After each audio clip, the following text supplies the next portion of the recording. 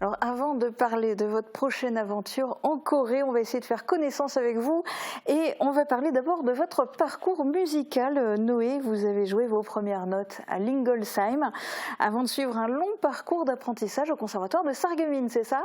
C'est bien ça, oui. J'ai débuté à Lingolsheim, j'ai fait de la batterie pendant un an. Et puis ensuite, j'ai déménagé sur Sarreguemines et j'ai étudié là-bas pendant à peu près 11 ans, dans la classe de Bruno Marin. Et quand je suis entré à l'université à Strasbourg en 2021, je suis entré par la même occasion au conservatoire à Strasbourg et depuis, j'y poursuis mes études. Et alors pourquoi le choix des percussions?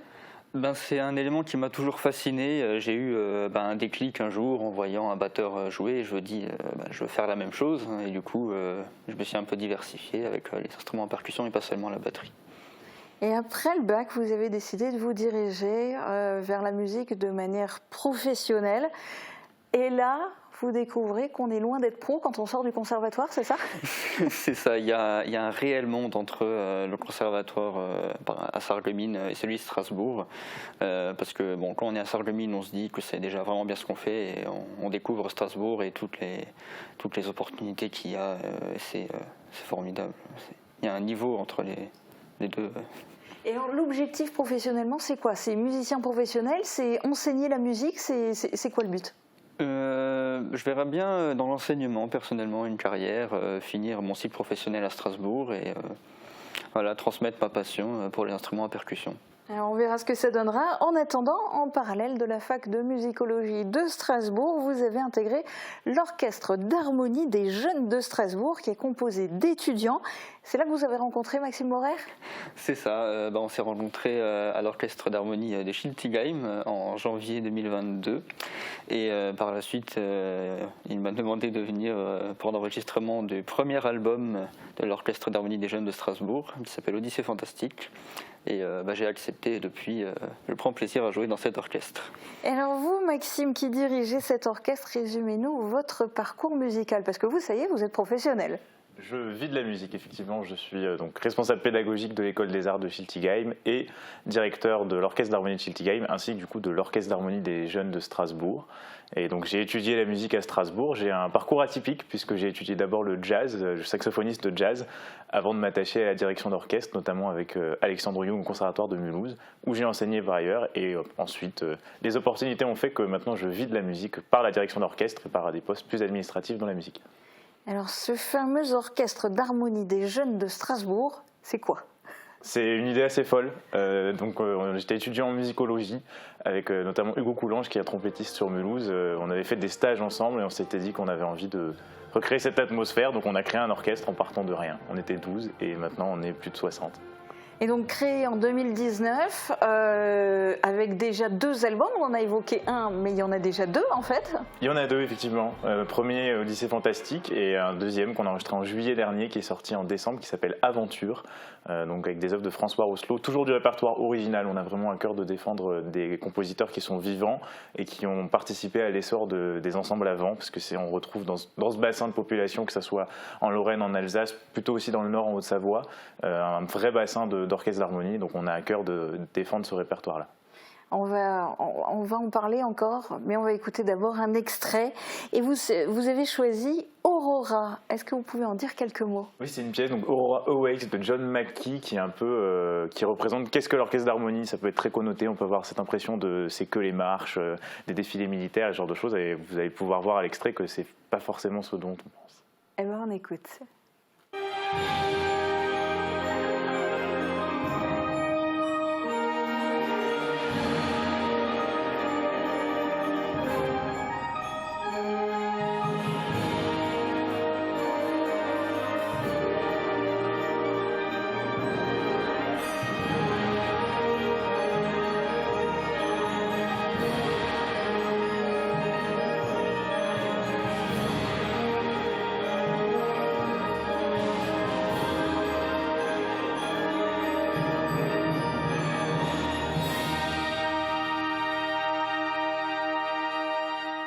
Que c'est beau.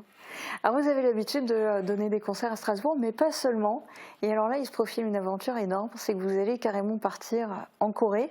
Au grand complet, tout le monde À peu près Au grand complet, oui. On a dû faire des petits choix. Donc, Noé fait partie des gens retenus, évidemment. Donc, ceux qui avaient participé au projet étaient un peu prioritaires. On aurait aimé y aller à 90, évidemment. Mais c'est pas possible. C'est pas possible, donc on va y aller à 56. Alors, racontez-nous ce projet, cette aventure, c'est quoi? Alors, c'est un congrès mondial organisé par un organisme mondial qui est la World Association for Symphonic Band, un ensemble. Si on veut caricaturer, c'est l'Association mondiale des harmonies, qui organise un congrès tous les 2 ans, qui a pour but de réfléchir sur la thématique des orchestres d'harmonie, et ils ont fait un appel à participation.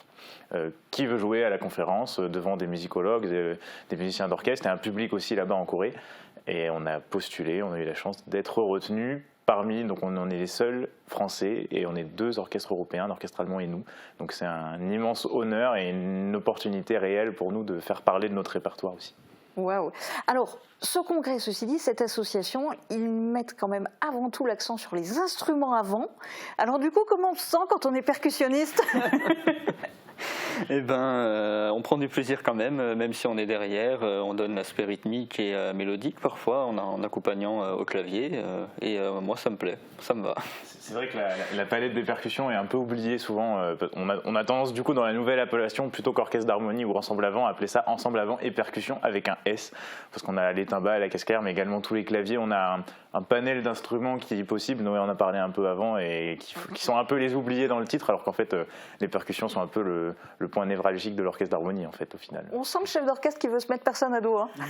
C'est un petit peu ça. J'assure la paix sociale si on peut dire ça. Ok. Alors du coup, vous avez été sélectionné. Vous allez participer à ce 20e congrès international en juillet et vous allez vous produire en concert avec quel répertoire original de nouveau? Toujours du répertoire original et encore plus répertoire français.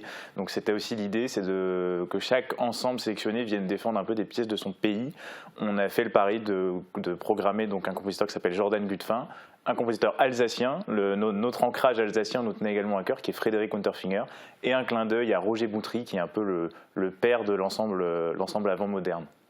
Alors le bémol dans tout ça, je suppose que c'est de trouver les financements. Ça coûte combien de partir en Corée et vous en êtes où? Alors évidemment c'est un budget qui est assez énorme, donc on est autour de 85 000 € pour financer l'ensemble du projet, donc c'est pas rien, c'est clair.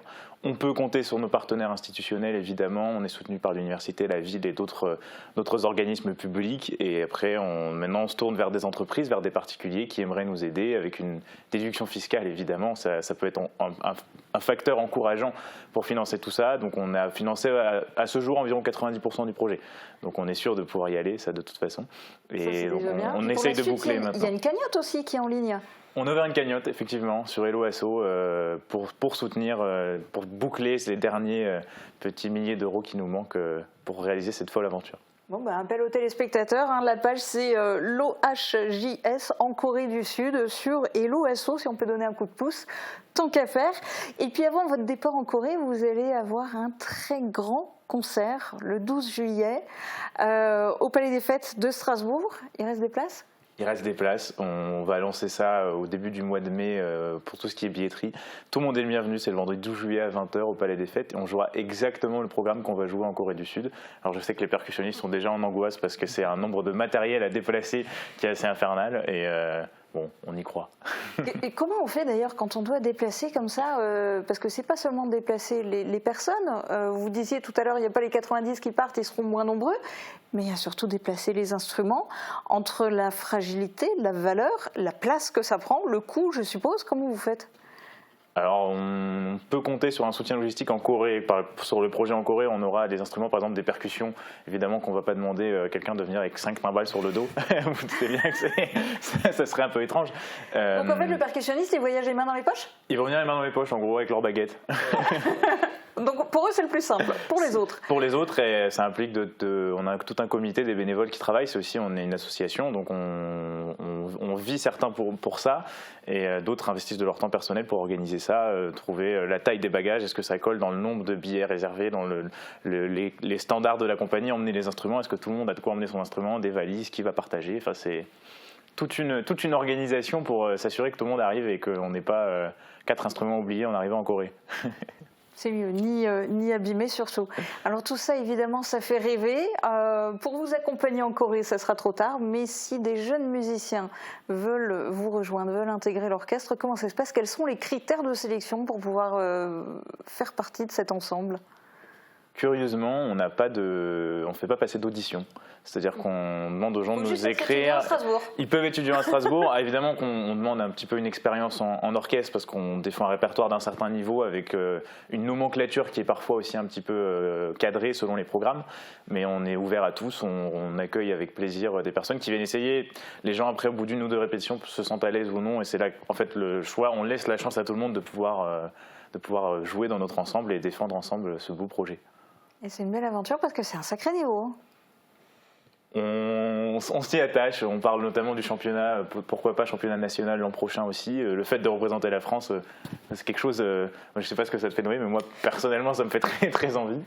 Ça me fait aussi beaucoup envie, hein. C'est sûr que voilà, il y a du niveau, on aime ça, et puis c'est un honneur de représenter la France à des congrès comme ça, comme la WASPI.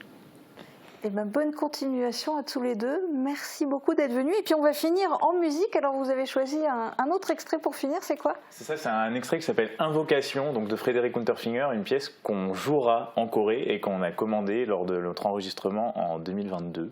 Donc qui s'appelle Invocation de Frédéric Unterfinger. Et là encore, on est dans quelque chose de très épique, vous allez voir.